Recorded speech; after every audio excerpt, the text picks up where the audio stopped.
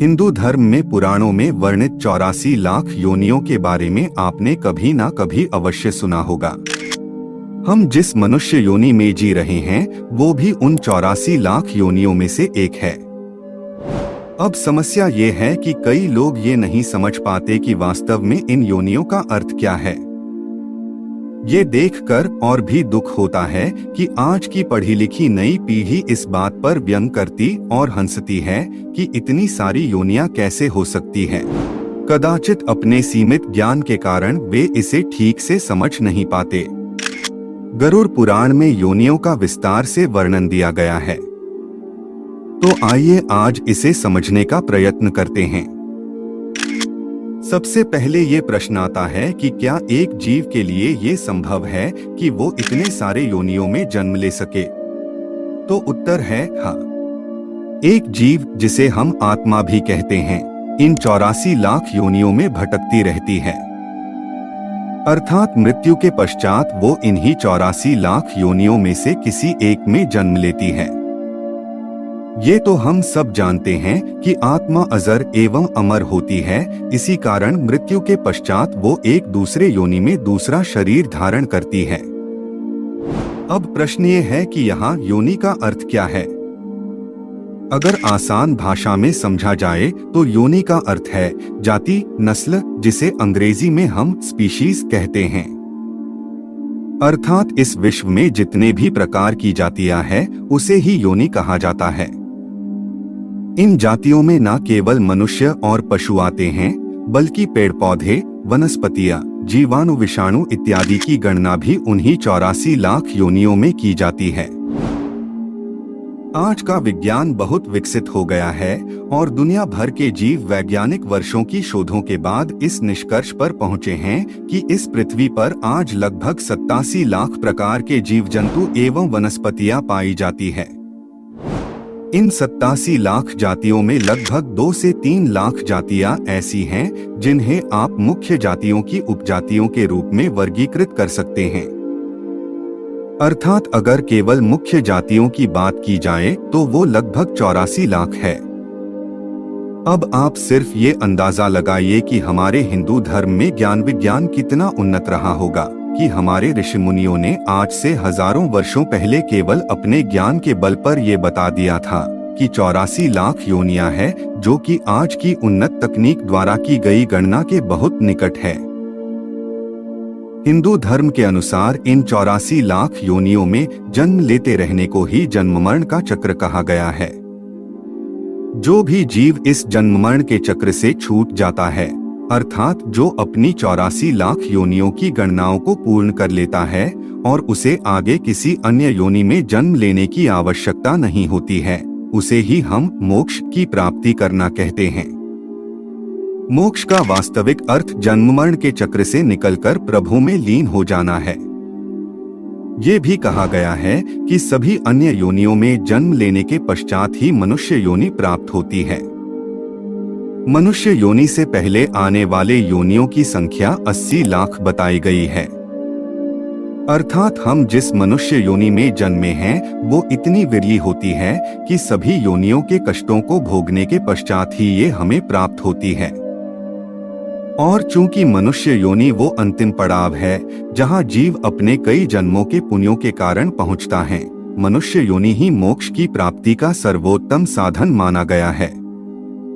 विशेषकर कलियुग में जो भी मनुष्य पाप कर्म से दूर रहकर पुण्य करता है, उसे मोक्ष की प्राप्ति की उतनी ही अधिक संभावना होती है। किसी भी अन्य योनि में मोक्ष की प्राप्ति उतनी सरल नहीं है जितनी कि मनुष्य योनि में है। किंतु दुर्भाग्य ये है कि लोग इस बात का महत्व समझते नहीं हैं कि हम कितने सौभाग्यशाली हैं कि हमने मनुष्य योनि में जन्म लिया है। एक प्रश्न और भी पूछा जाता है कि क्या मोक्ष पाने के लिए मनुष्य योनि तक पहुंचना या उसमें जन्म लेना अनिवार्य है? इसका उत्तर है नहीं। हालांकि मनुष्य योनि को मोक्ष की प्राप्ति के लिए सर्वाधिक आदर्श योनि माना गया है, क्योंकि मोक्ष के लिए जीव में जिस चेतना की आवश्यकता होती है वो हम मनुष्यों में सबसे अधिक पाई जाती है। इसके अतिरिक्त कई गुरुजनों ने ये भी कहा है कि मनुष्य योनि मोक्ष का सोपान है और मोक्ष केवल मनुष्य योनि में ही पाया जा सकता है। हालांकि ये अनिवार्य नहीं है कि केवल मनुष्यों को ही मोक्ष की प्राप्ति होगी, अन्य जंतुओं अथवा वनस्पतियों को नहीं। इस बात के कई उदाहरण हमें अपने वेदों और पुराणों में मिलते हैं कि जंतुओं ने भी सीधे अपनी योनि से मोक्ष की प्राप्ति की। महाभारत में पांडवों के महाप्रयाण के समय एक कुत्ते का जिक्र आया है जिसे उनके साथ ही मोक्ष की प्राप्ति हुई थी, जो वास्तव में धर्मराज थे। महाभारत में ही अश्वमेघ यज्ञ के समय एक नेवले का वर्णन है जिसे युधिष्ठिर के अश्वमेघ यज्ञ से उतना पुण्य नहीं प्राप्त हुआ जितना एक गरीब के आंटे से, और बाद में वो भी मोक्ष को प्राप्त हुआ। विष्णु एवं गरुड़ पुराण में एक गज और ग्राह का वर्णन आया है जिन्हें भगवान विष्णु के कारण मोक्ष की प्राप्ति हुई थी। वो ग्राह पूर्व जन्म में गंधर्व और गज भक्त राजा थे, किंतु कर्मफल के कारण अगले जन्म में पशु योनि में जन्मे। ऐसे ही एक गज का वर्णन गजानन की कथा में है, जिसके सर को श्री गणेश के सर के स्थान पर लगाया गया था और भगवान शिव की कृपा से उसे मोक्ष की प्राप्ति हुई।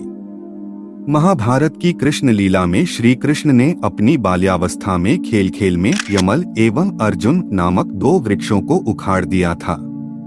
वो यमलार्जुन वास्तव में पिछले जन्म में यक्ष थे जिन्हें वृक्ष योनि में जन्म लेने का श्राप मिला था। अर्थात जीव चाहे किसी भी योनि में हो, अपने पुण्य कर्मों और सच्ची भक्ति से वो मोक्ष को प्राप्त कर सकता है। एक और प्रश्न पूछा जाता है कि क्या मनुष्य योनि सबसे अंत में ही मिलती है? तो इसका उत्तर है नहीं। हो सकता है कि आपके पूर्व जन्मों के पुण्यों के कारण आपको मनुष्य योनि प्राप्त हुई हो, लेकिन ये भी हो सकता है कि मनुष्य योनि की प्राप्ति के बाद किए गए आपके पाप कर्म के कारण अगले जन्म में आपको अधम योनि प्राप्त हो। कई लोग इस बात पर भी प्रश्न उठाते हैं कि हिंदू धर्म ग्रंथों, विशेषकर गरुड़ पुराण में अगले जन्म का भय दिखाकर लोगों को डराया जाता है, जबकि वास्तविकता ये है कि कर्मों के अनुसार अगली योनि का वर्णन इस कारण है ताकि मनुष्य यथासंभव पाप कर्म करने से बच सके। हालांकि एक बात और जानने योग्य है कि मोक्ष की प्राप्ति अत्यंत ही कठिन है। यहाँ तक कि सतयुग में, जहाँ पाप शून्य भाग था, मोक्ष की प्राप्ति अत्यंत कठिन थी। कलयुग में जहाँ पाप का भाग 15 है, इसमें मोक्ष की प्राप्ति तो अत्यंत ही कठिन है। हालांकि कहा जाता है कि सतयुग से उलट कलयुग में केवल पाप कर्म को सोचने पर उसका उतना फल नहीं मिलता जितना करने पर मिलता है, और कलयुग में किए गए थोड़े से भी पुण्य का फल बहुत अधिक मिलता है। कई लोग ये समझते हैं कि अगर किसी मनुष्य को बहुत पुण्य करने के कारण स्वर्ग की प्राप्ति होती है तो इसी का अर्थ मोक्ष है, जबकि ऐसा नहीं है। स्वर्ग की प्राप्ति मोक्ष की प्राप्ति नहीं है। स्वर्ग की प्राप्ति केवल आपके द्वारा किए गए पुण्य कर्मों का परिणाम स्वरूप है। स्वर्ग में अपने पुण्य का फल भोगने के बाद आपको पुनः किसी अन्य योनि में जन्म लेना पड़ता है, अर्थात आप जन्म और मरण के चक्र से मुक्त नहीं होते। रामायण और हरिवंश पुराण में कहा गया है कि कलयुग में मोक्ष की प्राप्ति का सबसे सरल साधन राम नाम है। पुराणों में 84 लाख योनियों का गणनाक्रम दिया गया है कि किस प्रकार के जीवों में कितनी योनियां होती है। जलज नवलक्षाणी, स्थावर लक्षविंशति, कृम्यो रुद्रसंख्यकः, पक्षिणाम दशलक्षण, त्रिंशलक्षाणी पशवः, चतुर्लक्षाणी मानव।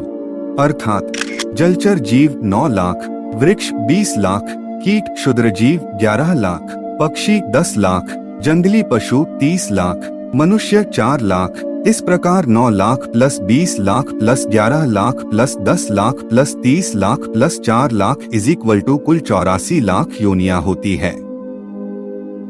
जैन धर्म में भी जीवों की 84 लाख योनियां ही बताई गई है, सिर्फ उनमें जीवों के प्रकारों में थोड़ा भेद है। जैन धर्म के अनुसार पृथ्वी कायक 7 लाख, जल कायक 7 लाख, अग्नि कायक 7 लाख, वायु कायक 7 लाख, वनस्पति कायक 10 लाख, साधारण देहधारी जीव मनुष्यों को छोड़कर 14 लाख, द्वि इंद्रिया 2 लाख, त्रि इंद्रिया 2 लाख, चतुरिंद्रिया 2 लाख, पंच इंद्रिया त्रियाच 4 लाख, पंच इंद्रिया देव 4 लाख, पंच इंद्रिया नारकीय जीव 4 लाख, पंच इंद्रिया मनुष्य 14 लाख। इस प्रकार 7 lakh plus 7 lakh plus 7 lakh plus 7 lakh plus 10 lakh plus 14 lakh plus 2 lakh plus 2 lakh plus 2 lakh plus 4 lakh plus 4 lakh plus 4 lakh plus 14 lakh is equal to कुल 84 लाख।